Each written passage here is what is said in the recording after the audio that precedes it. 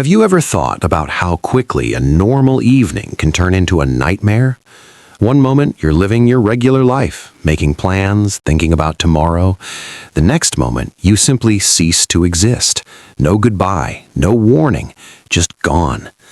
This is the story of Sarah MacDiarmid, a 23-year-old woman who vanished from a train station parking lot in Melbourne, Australia on a cold winter night in 1990.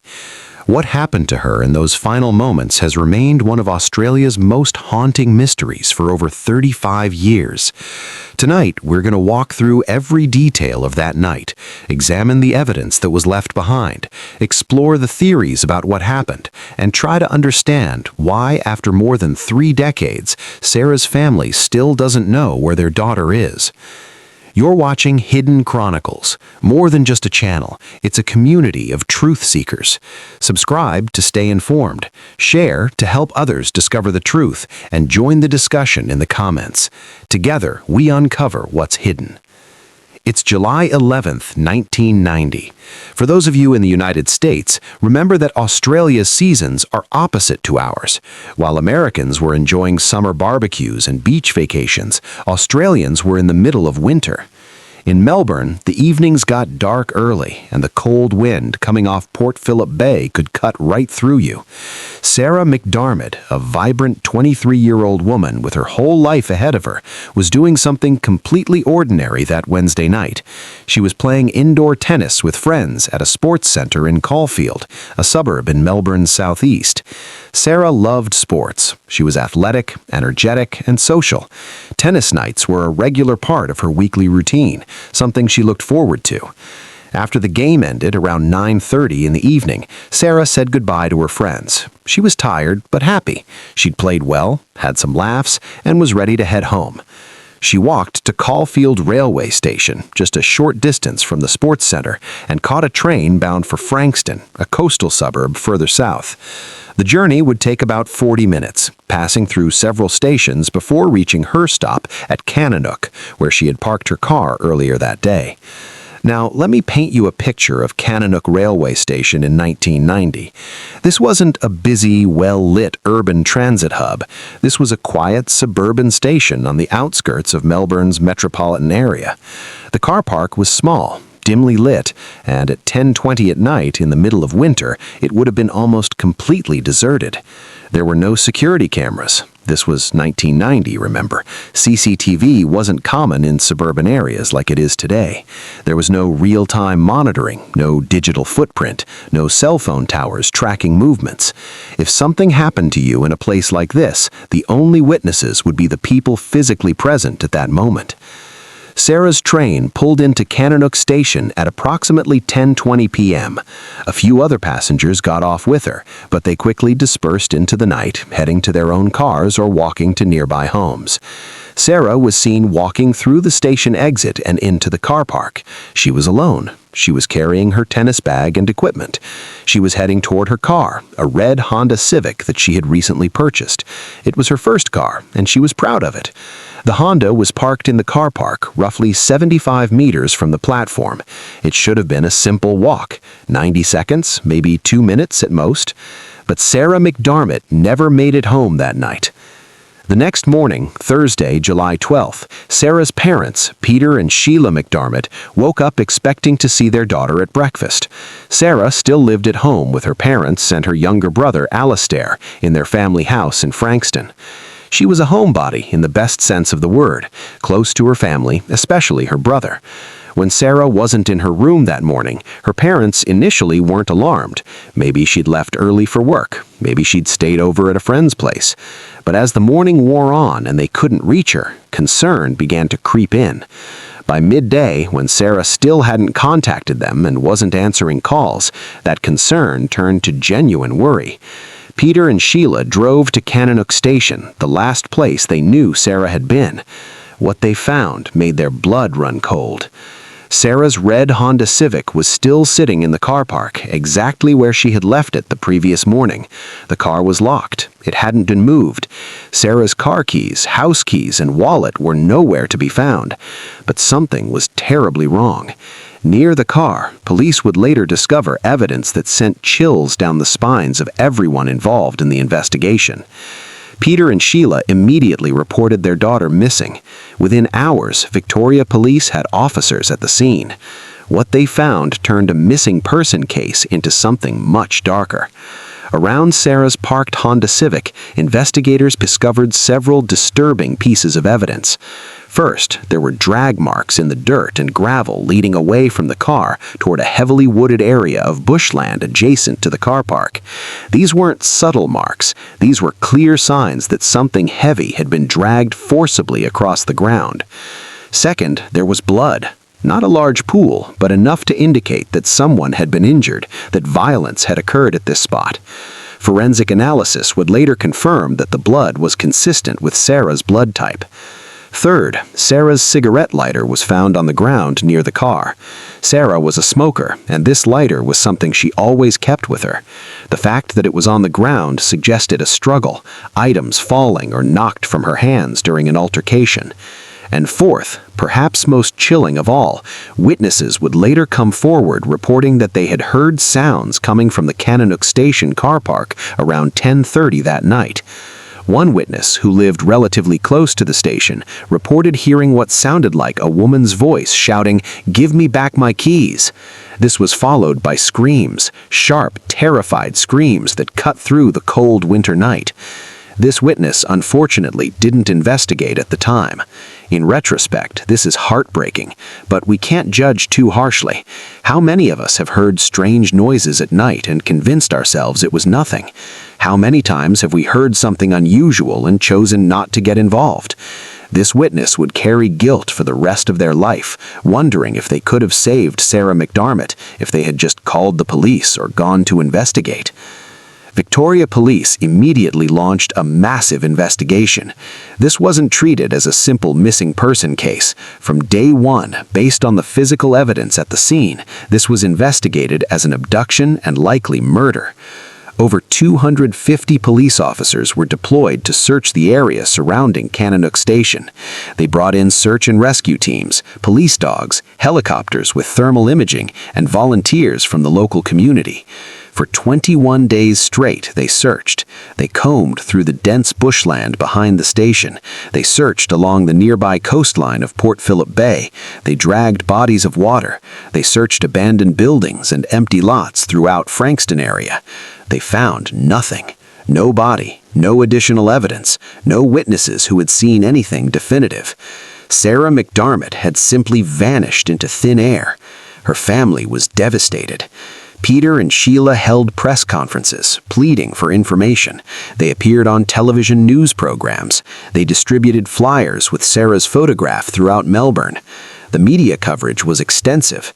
Sarah's face was on the front page of newspapers. Her disappearance led television news broadcasts. The public was gripped by the mystery. How does a young woman simply disappear from a suburban train station car park? Who would do this? And most importantly, where was Sarah? In the weeks and months following Sarah's disappearance, police pursued numerous leads and investigated several potential suspects. This was a time when Australia was reeling from a series of violent crimes against young women. Serial killers were active in the country. The public was on edge. Every unsolved case, every missing woman was potentially connected to a larger pattern of predatory violence. One of the first suspects police looked at was Paul Charles Denyer, who would later become known as the Frankston serial killer. In the summer of 1993, just 3 years after Sarah's disappearance, Denyer murdered 3 young women in the Frankston area within a span of 7 weeks. His victims were Elizabeth Stevens, Debbie Freem, and Natalie Russell. All 3 women were attacked randomly while walking alone in suburban areas, not much different from what police believed had happened to Sarah. Denyer was arrested, confessed to the 3 confirmed murders with disturbing detail, and showed no remorse, but he maintained that he had nothing to do with Sarah MacDiarmid's disappearance. Police eventually ruled him out as a suspect. The timing didn't quite fit, and there were aspects of Sarah's case that didn't match Denyer's known pattern of behavior. Another person of interest was Bandali Debs, one of Australia's most notorious serial killers.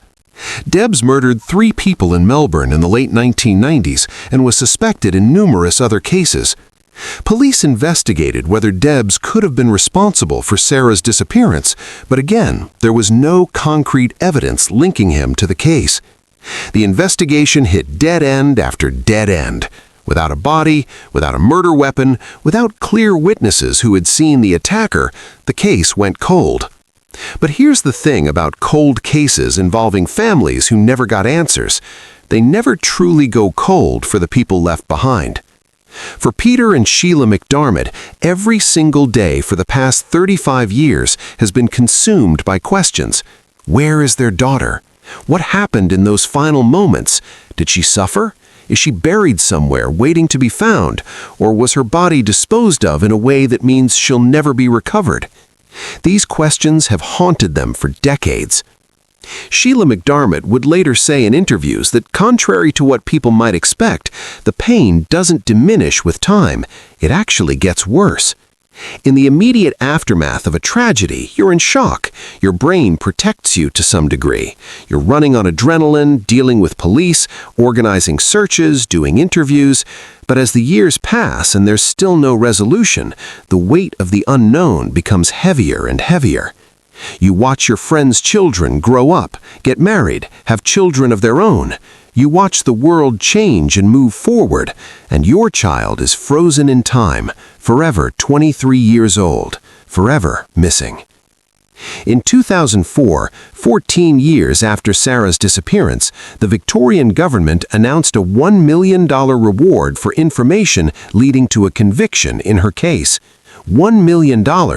This was a significant amount, one of the largest rewards ever offered in an Australian missing person case. The announcement brought renewed media attention to Sarah's story. Press conferences were held, television programs revisited the case. The hope was that someone out there knew something, someone who had been too afraid to come forward, or who had been protecting someone, or simply hadn't realized the importance of what they knew. Maybe the promise of $1 million would be enough to loosen tongues, to overcome fear or loyalty or apathy. The reward is still on offer today, 40 years later. $1 million just waiting for someone to provide the information that brings Sarah home and brings her killer to justice. But so far, no one has claimed it. Either the person or persons responsible have kept their secret incredibly well, or the few people who might know something are bound by ties of loyalty or fear that even $1 million can't break. In the years since Sarah's disappearance, there have been numerous theories about what happened that night. Let me walk you through the main scenarios that investigators have considered. Theory number 1, random predator attack. This is what police have generally believed to be the most likely scenario. Sarah was in the wrong place at the wrong time. She got off the train at a deserted station late at night, and someone was waiting. Maybe this person was specifically at the station looking for a victim. Maybe they were there for another reason and opportunity presented itself. Either way, this individual attacked Sarah as she walked to her car. There was a struggle. Sarah screamed. She shouted, "Give me back my keys," suggesting the attacker had grabbed them from her, possibly trying to steal her car, possibly wanting the keys to prevent her from escaping. The attacker overpowered her, possibly struck her, causing the blood evidence found at the scene. Then he dragged her body into the nearby bushland and killed her there, or transported her body elsewhere. This theory is supported by the physical evidence at the scene, the drag marks, the blood, the dropped lighter, the witness accounts of screams. It's also supported by the pattern of attacks on young women in suburban Melbourne during that era. Women were vulnerable, especially at night, especially in isolated areas. The problem with this theory is the lack of witnesses who saw a suspicious person or vehicle at the station that night. Theory number 2, someone Sarah knew. In many murder cases, the victim knows their killer. Police always look closely at the people in a victim's life: romantic partners, ex-partners, co-workers, friends, acquaintances who might have harbored resentment or obsession. Police thoroughly investigated Sarah's social circle. They interviewed her friends from tennis. They looked at men she had dated. They examined her work relationships. They found nothing suspicious. By all accounts, Sarah was well-liked, had no enemies, wasn't involved in any romantic drama, had no stalkers or obsessed admirers. Everyone who knew her described her as friendly, normal, happy. There were no red flags in her personal life that would suggest someone she knew would want to harm her. Theory number 3, mistaken identity or wrong victim. Some have speculated that Sarah might not have been specifically targeted, but rather became a victim because she fit a certain profile. Maybe the killer was looking for someone who looked like Sarah, or drove a car like hers, or was going to be in that location. Maybe Sarah was killed because she was mistaken for someone else. This theory is harder to prove or disprove, but it's been considered. Theory number 4, connected to other crimes. Given the number of unsolved attacks on young women in Melbourne during the late 80s and early 90s, some investigators have wondered if Sarah's disappearance is connected to a series of crimes. Maybe there's a serial offender who attacked multiple women, and Sarah was one victim in a larger pattern. The problem is, there's no clear pattern that connects Sarah's case definitively to others. Each case has unique aspects, and while there are some superficial similarities, there's no smoking gun that ties them together conclusively. One of the most interesting developments in Sarah's case came in 2004 when the television show Sensing Murder dedicated an episode to her disappearance. For those unfamiliar with the show, Sensing Murder was a documentary series that used psychics and mediums to investigate cold cases. Now, I know what you're thinking. Psychics and mediums are controversial. Many people dismiss them as frauds or charlatans. Law enforcement generally doesn't rely on psychic information as credible evidence. But here's the thing. Sarah's family was desperate. After 14 years with no answers, no leads, and no progress, they were willing to try anything if it might bring their daughter home. 2 psychics were brought in to examine Sarah's case. They weren't given any information beforehand. They didn't know the details of the disappearance, the location, or the evidence. They were simply told that a young woman had gone missing, and they were asked to see if they could pick up any psychic impressions. What these psychics came up with was both fascinating and frustrating. One of the psychics described seeing Sarah at the train station car park. She described a male attacker. She said Sarah had been hit over the head with something. She described Sarah being dragged into bushland. She felt that Sarah's body had been disposed of in a location that involved dirt being moved or dumped on top of her. The psychic specifically mentioned a rubbish dump or landfill site on the Mornington Peninsula, not far from where Sarah disappeared. The second psychic had similar impressions. Both felt strongly that Sarah had been murdered quickly after the attack, and that her body had been concealed in a location where it would be covered by earth or refuse. Based on these psychic readings, police actually conducted searches of several rubbish dumps and landfill sites in the Mornington Peninsula area. They used ground-penetrating radar and brought in additional search teams. They found nothing. This is the frustrating nature of psychic information in criminal investigations. Sometimes psychics provide details that seem incredibly specific and accurate. Other times the information is too vague to be useful, or it leads to dead ends. In Sarah's case, the psychics provided some details that matched the known evidence, particularly about the attack occurring at the car park and the body being concealed. But the specific location information didn't pan out. Either the psychics were wrong, or the searches weren't conducted in precisely the right locations, or Sarah's body had already been moved or destroyed by the time the searches were conducted more than a decade after her death. Sarah's parents later said that while the psychic investigation didn't bring them the closure they desperately wanted, it at least brought renewed attention to the case and showed that people still cared about finding their daughter. Let's talk about the MacDiarmid family, because their story is as important as the mystery itself. Peter and Sheila MacDiarmid were ordinary Australian parents living ordinary lives until the night their daughter vanished. Peter worked as an accountant. Sheila was a homemaker who had raised Sarah and her brother Alishdair with love and care. They were a close-knit family. Sarah was their daughter, but she was also their friend. They enjoyed spending time together. Sarah would go shopping with her mother at Myer, which was her favorite department store. She and her father would talk about Scottish heritage. The family had immigrated from Scotland to Australia, and Sarah was proud of her roots. When Sarah disappeared, it didn't just create an absence in their lives. It created a void that could never be filled. Every birthday Sarah didn't celebrate, every Christmas morning without her, every family photo with one person missing. Peter and Sheila MacDiarmid attended every court hearing for every suspect who was ever investigated in connection with their daughter's case. They maintained contact with the Missing Persons Squad for 35 years. They never stopped pushing for answers. In interviews conducted over the years, both parents have been remarkably composed and dignified despite their pain. But in 2017, 27 years after Sarah vanished, they gave an interview that broke hearts across Australia. Sheila MacDiarmid, now in her 70s, said something that perfectly captured the endless agony of not knowing. She said, "You think with time it should be getting easier, but as you get older, it doesn't get any easier. It gets worse. We just miss her. We wouldn't worry so much what happened to them, to whoever did this, if they could just let us know where she was." Think about that for a moment. 27 years later, Sarah's mother wasn't even asking for justice anymore. She wasn't demanding that the killer be caught and punished. She just wanted her daughter back.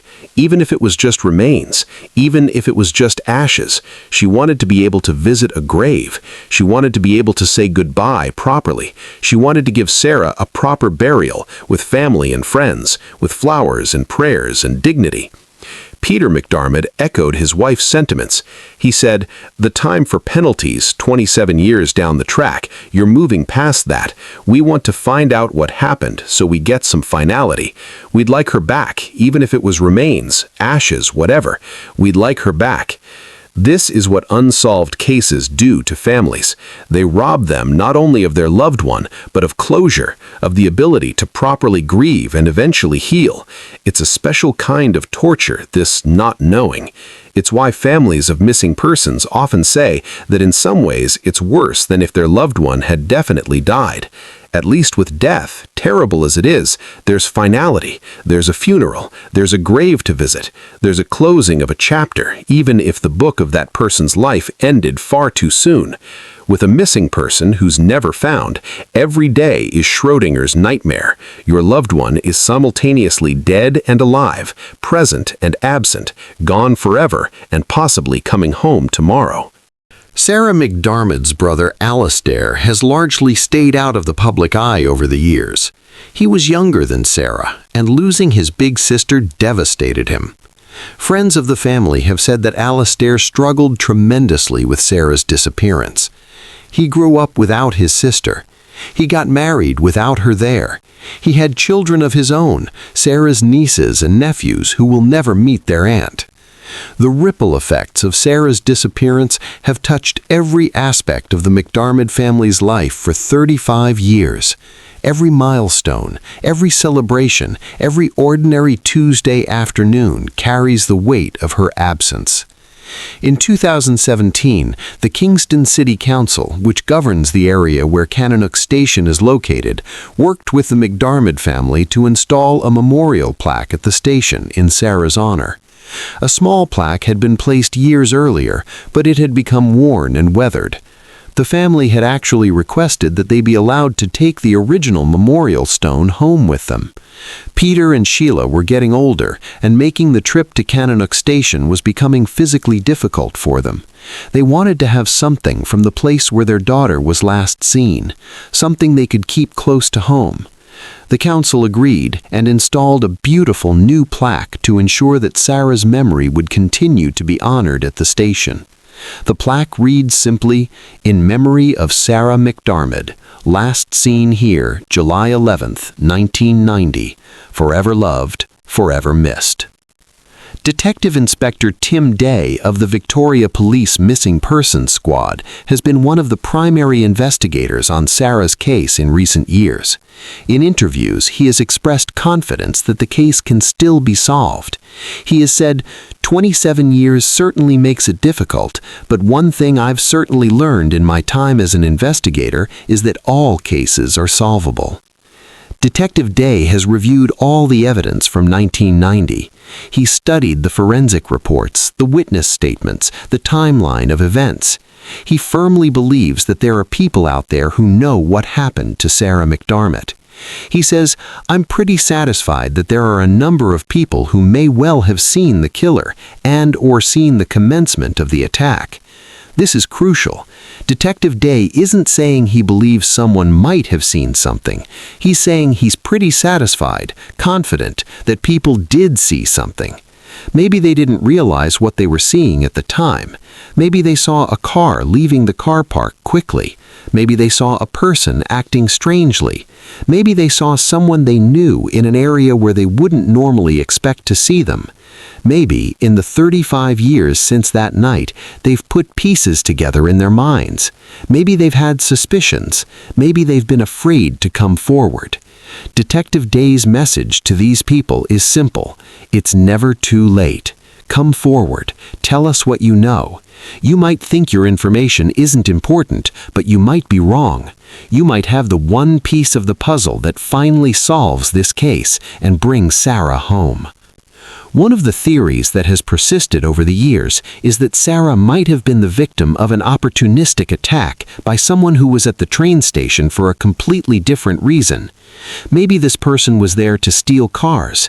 Kananook Station's car park would have been an attractive target for car thieves. It was isolated, poorly lit, and cars were regularly left there for hours at a time while their owners were in the city. Maybe someone was in the car park that night looking for vehicles to steal. They had broken into cars or were preparing to steal one when Sarah arrived. She surprised them. There was a confrontation. Things escalated quickly. In a panic, the person attacked Sarah to prevent her from calling police or identifying them. Then, realizing what they had done, they dragged her body away and hid it, terrified of being caught for murder. This theory would explain why there's been no similar attack at that location since. It wasn't a serial predator who hunted there regularly. It was a one-time incident, a terrible convergence of circumstances that resulted in Sarah's death. The person responsible might not have even intended to kill anyone that night. They might have been engaged in property crime when they suddenly found themselves committing a far worse offense. This theory is plausible, but like all the others, it can't be proven without more evidence or a confession. In recent years, advances in forensic science have brought new hope to cold cases around the world. DNA analysis has improved dramatically. Genetic genealogy, the technique that was used to catch the Golden State Killer in California in 2018, has revolutionized cold case investigations. Investigators can now take DNA from a crime scene, upload it to genealogy databases, and potentially identify suspects through their family connections, even if the suspects themselves have never submitted DNA anywhere. This raises the question, is there DNA evidence from Sarah's case that could be re-examined with modern technology? Unfortunately, this is where the case hits another frustrating obstacle. Remember, Sarah's body was never found. The only physical evidence from the scene is the blood found near her car. That blood was tested in 1990 and confirmed to be consistent with Sarah's blood type. But blood typing technology in 1990 was nowhere near as sophisticated as DNA analysis today. Whether there's enough remaining biological evidence to conduct modern DNA testing is unclear. If Sarah's attacker left any DNA at the scene, skin cells, hair, saliva, any kind of biological material, and if that evidence was properly collected and preserved, then yes, modern testing might reveal something. But this is a big if. Crime scene investigation practices in 1990 weren't as rigorous as they are today. Evidence collection and preservation weren't as standardized. There may not be any viable DNA evidence to retest, or if there is, it might have degraded beyond usefulness over 35 years. Police haven't publicly commented on whether they're pursuing DNA analysis with new technology, which is frustrating for people following the case, but it's also standard practice. Investigators don't reveal all their investigative techniques because they don't want to tip off potential suspects. Let me take a moment to talk about what Sarah MacDiarmid's life was like before that night, because it's important to remember that Sarah wasn't just a victim, wasn't just a name in a cold case file. She was a real person with dreams, hobbies, relationships, and a future that should have unfolded. Sarah was 23 years old, at that wonderful age where you're no longer a teenager, but you're not quite fully established as an adult yet. She was figuring out who she was and what she wanted from life. She worked in an office. Specific details about her job aren't widely publicized, respecting the family's privacy, and she was good at her work. Colleagues described her as reliable, friendly, someone who always had a smile and a kind word. Outside of work, Sarah had a rich social life. She played tennis regularly, obviously, since that's what she was doing the night she disappeared. She loved music. The 80s and early 90s were an incredible time for music, and Sarah enjoyed going to concerts and listening to her favorite bands. She loved fashion and shopping, particularly at Meijer department store. Her mother, Sheila, later said that walking through Meijer was bittersweet because it had been one of Sarah's favorite places, and Sheila couldn't go there without thinking of her daughter. Sarah was close to her family. She lived at home not because she couldn't afford to move out, but because she genuinely enjoyed being around her parents and brother. They had family dinners together, they watched television together in the evenings, they talked about their days. It was a warm, loving household. Sarah had also recently bought her first car, that red Honda Civic that would become so central to the investigation. She was proud of that car. It represented independence and adulthood. She loved being able to drive herself places, not having to rely on others for rides. On the night she disappeared, Sarah should have been looking forward to driving home in her car, maybe listening to music, thinking about the tennis game she just played, planning what she was going to do tomorrow. Instead, she walked into a nightmare. The geography of Kananook Station and the surrounding area is important to understand. For American listeners who might not be familiar with Melbourne, let me paint you a picture. Melbourne is Australia's second largest city, located on the southeastern coast. It's a beautiful, cosmopolitan city with a population of about 5 million people in the metro area. The city center is vibrant and modern, but like most cities, as you move further from the center into the suburbs, things become more spread out and less densely populated. Frankston is about 40 kilometers south of Melbourne's city center, on the shores of Port Phillip Bay. In 1990, Frankston was a working-class suburb, a bit rough around the edges, but full of families and ordinary people living ordinary lives. Kananook is a small locality within Frankston. The railway station serves as a transport hub for people commuting between the outer suburbs and the city. But at night, especially in winter, it's quiet. Very quiet. The station sits in an area that, in 1990, was not heavily developed. There were some houses nearby, but also large stretches of bushland and open space. The car park itself was small, maybe room for 50 or 60 cars. It was lit by a few street lamps, but we're not talking about bright stadium lighting here. We're talking about dim yellow lights casting long shadows.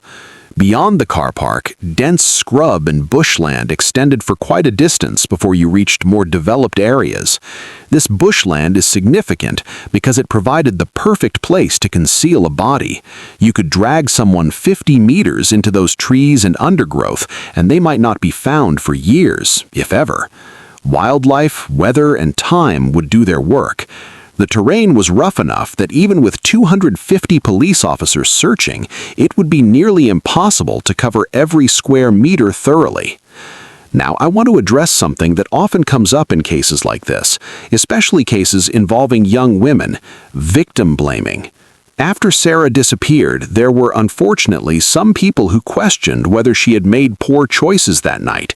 Should she have been out alone that late? Should she have taken a taxi instead of catching the train? Should she have asked someone to escort her to her car? Let me be absolutely clear. Sarah MacDiarmid did nothing wrong. She did not make poor choices. She took a train home from playing tennis. This is a normal, everyday activity that millions of people do without incident. It was not reckless. It was not foolish. It was simply living her life. The only person who made a criminal choice that night was whoever attacked her. We must not blame victims for the crimes committed against them. Sarah had every right to take that train, to walk to her car, to go home safely.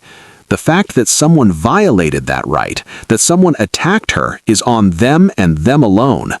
This victim-blaming mentality is harmful and needs to be called out whenever it appears. Women should be able to move through the world, even at night, without fear of violence. The fact that we can't, the fact that women have to constantly think about safety in ways that men often don't, is a societal problem, not an individual failing. As the years have passed and Sarah's case has remained unsolved, it has become a cautionary tale in Australia, particularly in Melbourne. Parents point to Sarah's case when warning their daughters about safety. Women think twice about walking alone at night in isolated areas. The case has had a chilling effect on feelings of safety in suburban Melbourne, but it's also become a rallying point for advocates of better lighting, better security, and better police resources for missing persons cases. In the wake of Sarah's disappearance and other similar cases, there have been calls for improved security measures at train stations, particularly in suburban and rural areas. Better lighting, security cameras, emergency call boxes, and increased police patrols have all been implemented at various locations, in part because of cases like Sarah's. It's a bitter consolation for the MacDiarmid family. Their daughter's tragedy has potentially saved others, but it doesn't bring Sarah back. In 2021, a 9-part podcast series called Searching for Sarah MacDiarmid was released, produced by Australian crime writer Vicky Petritis. The podcast did a deep dive into every aspect of the case, interviewing investigators, journalists who covered the story, and people close to the family. It brought renewed attention to Sarah's disappearance and reached audiences who might have been too young to remember the original case. Podcasts like this serve multiple purposes. They keep cold cases in the public consciousness. They provide platforms for families to continue pleading for information, and sometimes they shake loose new leads. Someone listening might remember something they'd forgotten. Someone might hear details that make them look at a person in their life differently. It only takes one person coming forward with the right information to crack a case wide open. One question that often arises in cold cases is, should we assume the person responsible is still alive? It's been 35 years since Sarah disappeared. If her killer was, say, 30 years old in 1990, they would be 65 now. They could be a grandfather, living a seemingly normal life carrying this terrible secret, or they could be dead, having taken the truth to their grave. This is the frustrating reality of cases that go unsolved for decades. Time doesn't just work against the investigation in terms of degraded evidence and fading memories. It also works against justice because perpetrators age and die like everyone else. There have been numerous cold cases that were technically solved years after the fact, when someone on their deathbed finally confessed, or when someone died and a family member came forward with information the deceased had shared with them. Sometimes people carry guilt for decades and finally unburden themselves at the end of their lives. Other times they never tell anyone, and the truth dies with them. If Sarah's killer is still alive, they have lived 35 years as a free person, while Sarah's family has lived 35 years in agony. That's a special kind of injustice that's hard to even comprehend. But Detective Inspector Day and the Missing Persons Squad continue to work the case as if the perpetrator is still out there, still catchable, still accountable. They have to. Because the alternative, accepting that justice might never be served, is too painful to accept. I want to talk about something that might seem tangential but is actually quite important: the broader context of violence against women in Australia in the late 1980s and early 1990s. Sarah's disappearance didn't happen in isolation. It occurred during a period when Australian society was grappling with a disturbing wave of attacks on women. In Melbourne alone, there were numerous unsolved cases of young women being attacked, abducted, or murdered. Some of these cases were eventually solved and linked to specific perpetrators. Paul Denyer, whom I mentioned earlier, was responsible for 3 murders in the Frankston area in 1993. But there were others, and there were cases that remain unsolved to this day. This pattern of violence created a climate of fear. Women were warned not to walk alone at night. Self-defense classes became popular. There were calls for systemic changes in how police handled attacks on women and how society addressed violence against women more broadly. Sarah's case became emblematic of this broader crisis. It represented every parent's nightmare, every woman's fear. It showed how vulnerable women were, even in seemingly safe suburban areas. It exposed the limitations of law enforcement to prevent these crimes or solve them after the fact, and it sparked conversations about what needed to change. Today, in 2025, Australia has made significant strides in addressing violence against women. There are better resources for victims, stronger laws against perpetrators, more education about consent and respect. But Sarah's case, along with many others from that era, remains a reminder that progress hasn't been fast enough and that there are still too many unsolved cases, too many families without answers. Let's return to the night of July 11, 1990, and walk through what investigators believe happened based on all available evidence. This is a reconstruction, and it's important to note that without a confession or a witness coming forward, we may never know exactly what occurred. But based on forensic evidence, witness statements, and investigative analysis, here's the likely sequence of events. Sarah's train arrived at Kananook Station at approximately 10:20 p.m. She exited the train along with a handful of other passengers. Security footage doesn't exist because this was 1990 and the station didn't have cameras, but witnesses who were on the train and got off at Kananook confirmed seeing Sarah. She was alone, carrying her tennis equipment, looking perfectly normal. Not distressed, not frightened, just a young woman heading home after an evening activity. Sarah walked through station's exit and into the car park. It's roughly a 1 to 2 minute walk from the platform to where her car was parked. At some point during this walk, or just as she reached her car, she was confronted by an attacker. We know this because of what was found at the scene the next day. The blood evidence suggests Sarah was struck or injured near her car. The dropped cigarette lighter suggests items fell from her hands or pockets during a struggle. The drag marks leading away from the car toward the bushland indicate Sarah was forcibly pulled or dragged away from her vehicle. And the witness who heard screaming and a woman's voice shouting, "Give me back my keys," provides the audio component of what was happening. So here's what likely occurred. Sarah was ambushed as she approached or reached her car. Maybe the attacker was hiding between parked vehicles. Maybe he approached her under some pretense and then attacked when she let her guard down. There was a physical altercation. Sarah fought back. She screamed. She shouted for her keys, suggesting the attacker had grabbed them, possibly trying to control her or prevent her from escaping or calling for help. Sarah was struck or injured, causing her to bleed, and then, overpowered, she was dragged away from her car and into the bushland adjacent to the car park. What happened after that point is where the investigation becomes even more uncertain. Did the attacker kill Sarah immediately in the bushland? Did he transport her body elsewhere in a vehicle? If she was killed in the bushland, where is her body? The extensive searches conducted in the weeks after her disappearance didn't find her, so either the body was very well hidden or it was moved to a secondary location. Some investigators believe that Sarah's body may have been placed in a vehicle and transported away from the scene. This would explain why the searches around Kananook Station came up empty. But this raises more questions. Where would someone take a body? How far would they travel? Would they risk being seen driving with a body in their vehicle? These are the kinds of questions that have frustrated investigators for 35 years. One of the saddest aspects of Sarah's case is the what-ifs.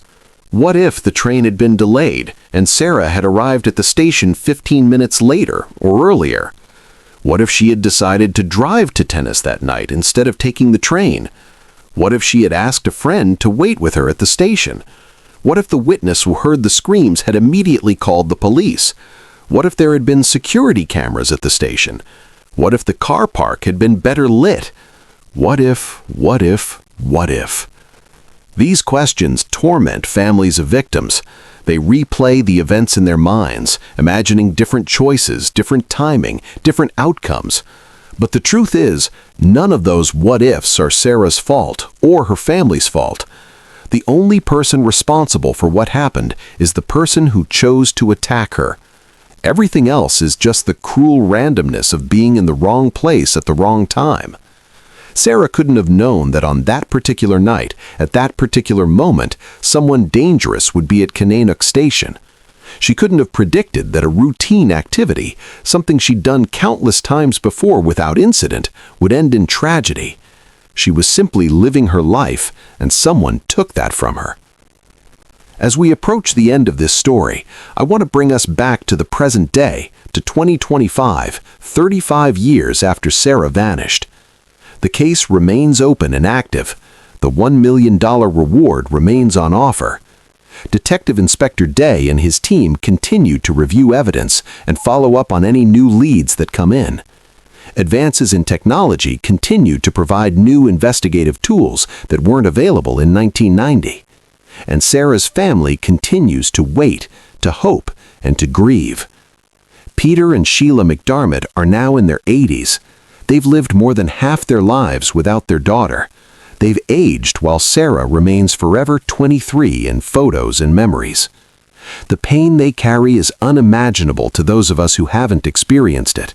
But they also carry love and memories and a determination to never let Sarah be forgotten.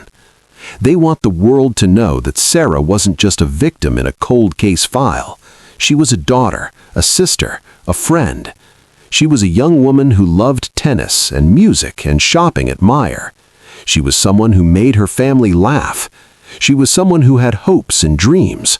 She was someone who deserved to live a long, full life. And she deserves justice, even if it comes 35 years too late. To anyone listening to this who might have information about Sarah MacDiarmid's disappearance, I want to speak directly to you. Maybe you were at Kananook Station that night. Maybe you saw something that seemed insignificant at the time, but has nagged at you over the years. Maybe you know someone who acted strangely after July 11th, 1990. Maybe someone you know once said something that made you wonder. Maybe you've been afraid to come forward because you don't want to get involved, or you're not sure if what you know is important, or you're worried about how it might impact your life or relationships. Please come forward. Contact Victoria Police. You can do so anonymously if you need to. The information you provide might be the key that finally brings Sarah home and gives her family the closure they've been seeking for 35 years. You could change their lives. You could give them peace. You could give Sarah her dignity back by allowing her to be properly laid to rest. There's a $1 million reward, but more importantly, there's a chance to do the right thing, to give a grieving family answers they deserve. It's never too late. Time hasn't run out. The case is still active. Your information still matters. Please, if you know anything at all about what happened to Sarah MacDiarmid, speak up. Let her come home. Sarah MacDiarmid's case is a tragedy. It's a mystery. It's a failure of the system to protect one of its most vulnerable members. It's a reminder of how fragile safety is and how quickly a normal evening can turn into a nightmare. But it's also a story of enduring love. The love of parents who have never stopped fighting for their daughter. The love of a brother who has carried the loss of his sister for his entire adult life. The love of a community that has never forgotten Sarah and continues to honor her memory. And it's a call to action, a reminder that every unsolved case represents a person who mattered, a family in pain, and a chance for someone to step forward and make a difference. Sarah's story isn't over yet. As long as the case remains open, as long as investigators continue working, as long as there's hope that someone will come forward with the truth, Sarah's story continues. And maybe, just maybe, there will be a resolution. Maybe one day, Peter and Sheila MacDiarmid will get the phone call they've been waiting 35 years to receive. Maybe one day, they'll finally be able to bring their daughter home. Until then, Sarah remains a missing person. Not forgotten, not abandoned, just waiting. Waiting to come home. Thank you for listening to Sarah's story. If you have any information about the disappearance of Sarah MacDiarmid, please contact Victoria Police or Crime Stoppers. Every piece of information, no matter how small, could be the one that solves this case. Sarah's family deserves answers. Sarah deserves justice. And somewhere out there, someone knows what happened. Let this be the day you decide to speak up.